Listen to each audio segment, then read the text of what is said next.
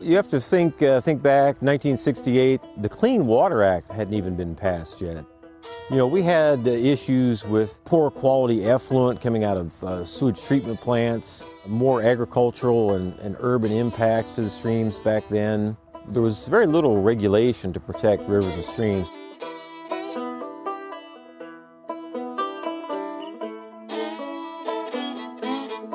So the Scenic Rivers program was created in 1968. We're actually very proud of that fact because we even predated the National Wild Scenic and Recreational Rivers program.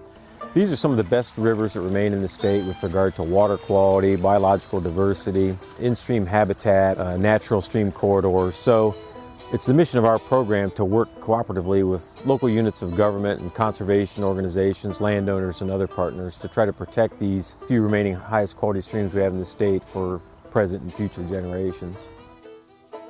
The program really has its roots and history go back to the Dayton area. People in that area wanted protection for the Little Miami River. They advocated strongly for the creation of the program and helped get the program created. So we've been doing this now for 54 years, longest running program in the nation, first program in the nation, and one of the largest and most robust programs in the nation as well.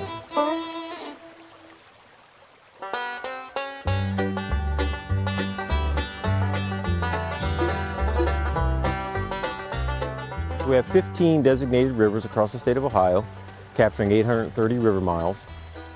The rivers around urban areas, those rivers are threatened by urbanization, changing landscape, increasing impervious surfaces associated with shopping malls and driveways, rooftops, more highways. That's really the greatest threat to many of these rivers. Some of the other streams in the more agricultural areas of the state, that's their main threat, is agricultural land use. And that's a lot easier to address. One of the things our program does is protect land along rivers. We've protected 6,500 acres through purchase and easements. That's really important because the land next to the river can't really be separated from the health of the river. We refer to the riparian forest buffer. It's this forest buffer that you see here. And this is very critical habitat and very critical to the protection of the overall health of the stream. The forest buffer that filters out pollutants and surface runoff when it rains, so the root mass and all the vegetation growing underneath the trees will soak up excess nutrients and filter out sediment particles.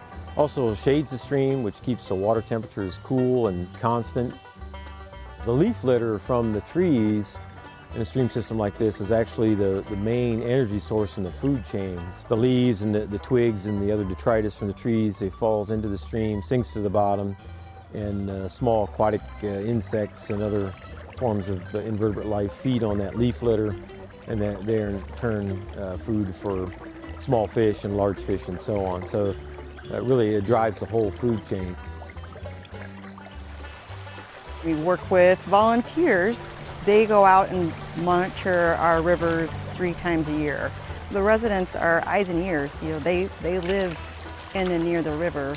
They may know more than we do about what some of the conditions are at times. So there's lots of organisms that actually live in the stream bottom. Some of them are very sensitive to pollution. So if we look for them, what we find is considered an indicator of how clean the water is. These are, remnants, river systems that are remnants of something that we used to have in the state. You can go down one of our scenic rivers or one of our wild rivers.